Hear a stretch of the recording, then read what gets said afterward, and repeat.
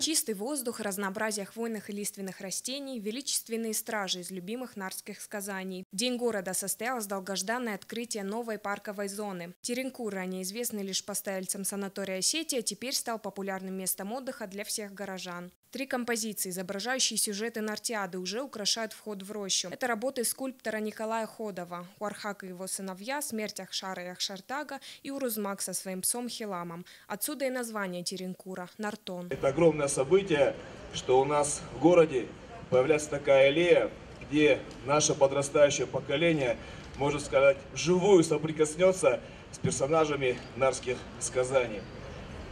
Мы очень хотелось бы, чтобы наша молодежь всегда равнялась на самое доброе, великое, что есть нашего многонационального народа.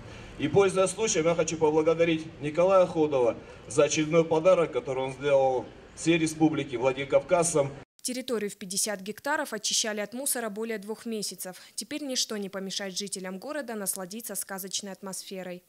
С каждым днем мы видим, что наш город красивее становится. И вот такие места, где наше население может поправить свое здоровье, вот лучше этого ничего нет. Своеобразный аналог дендрария, Теренкур все же имеет огромное преимущество. Добраться до него можно на общественном транспорте.